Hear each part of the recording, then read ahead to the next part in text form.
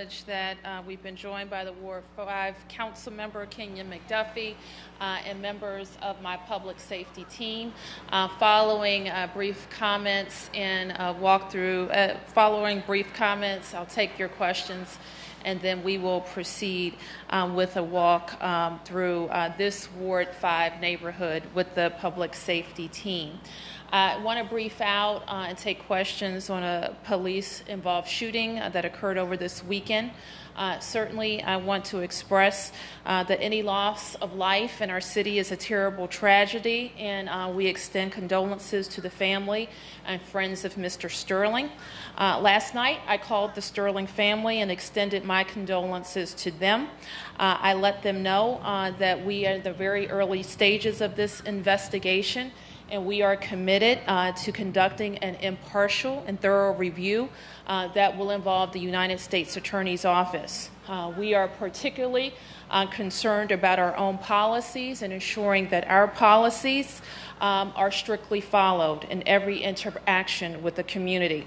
We're still investigating the circumstances that led to the initial interaction between the officers and Mr. Sterling.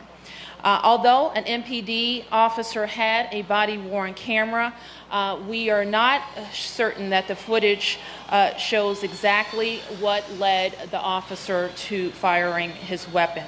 I can tell you that our policy is very clear, that officers are required to activate their body-worn cameras in situations like this.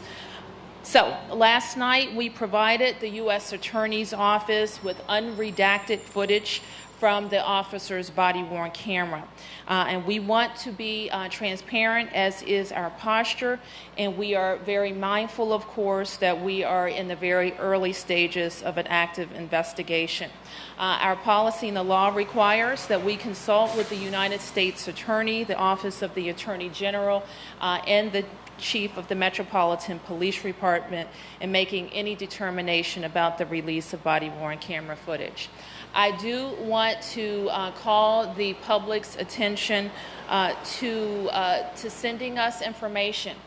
We know that there were many witnesses to this incident, and MPD needs your help in building the full investigation. So let me give you a couple of numbers. We ask that you call MPD at 202-727-9099. 202-727-9099 if you have any information or if you were a witness to this incident.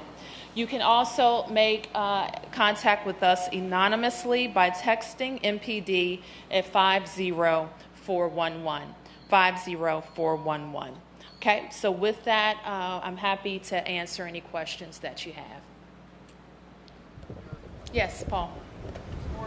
Camera footage, I don't know if I heard you correctly, that you don't know if the officer had actually complied with the regulations to turn the camera on, is that right? We're certainly investigating, Paul, but our preliminary review does not show any camera footage prior to the shooting incident. You have the officer who did fire his weapon, the camera was on at some point? Yes. Can you explain when it was turned on? We have footage, and again, all of body-worn camera footage has to be, we have consulting parties that we have to touch base with, we have to review it, and eventually we'll have to redact it. So the footage that we have reviewed at this point happens after the shooting incident. It appears, Mayor, that somebody turned it on afterward? Is that the idea? That is what it appears. The officer who actually did the shooting turned on his camera afterwards. Yes. What about the driver of the cruiser? I don't believe that. I believe that's the only body-worn camera on the scene. I've spoken with a witness, Mayor, who contradicts slightly what Chief Newsham said yesterday, and that I've just reviewed what he said to the media yesterday. And according to the witness, she says that it was unavoidable for the motorcycle to strike the cruiser. She's sitting at the light at New Jersey Avenue and M, and she said the cruiser pulls up on M and blocks the motorcycle from moving. And it was unavoidable. He had to strike the cruiser. She says she never saw him strike the cruiser again a second time, and then the shots were fired. We want to hear from all witnesses, Paul, and I think quite a number of people have talked to MPD, and we expect that MPD will talk to more people about what they witnessed.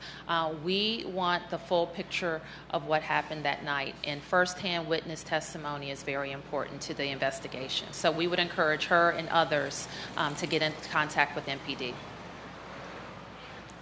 Do you have a reaction to the judge's comments of the mouthing off comments, and do you perceive those comments as sexist? Well, frankly, we have more important things to do than to go back and forth. I think the comments are slightly off the wall, but I'm focused on public safety in the district, and I think that's what all federal and local partners should be focused on. And I expect that, sometimes we say things if we have a bad day, and maybe I'll chalk it up to that.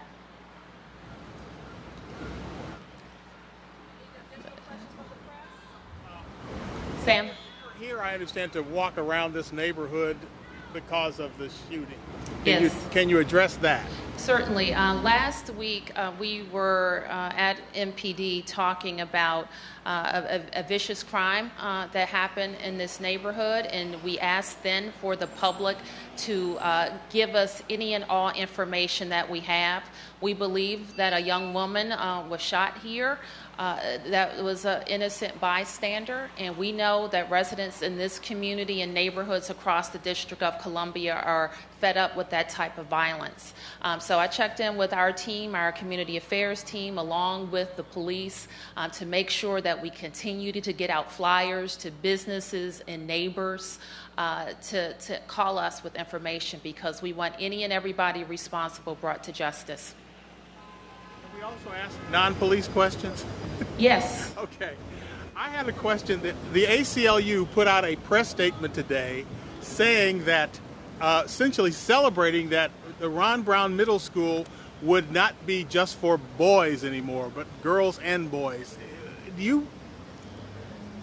I'm your not really reaction to sure that? what the ACLU is referring to, but they, of course, don't make any announcements about DCPS policies, and we have not changed any DCPS policies as it relates to the college preparatory school at Ron Brown.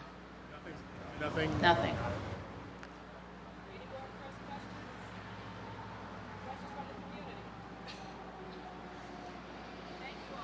Thank you.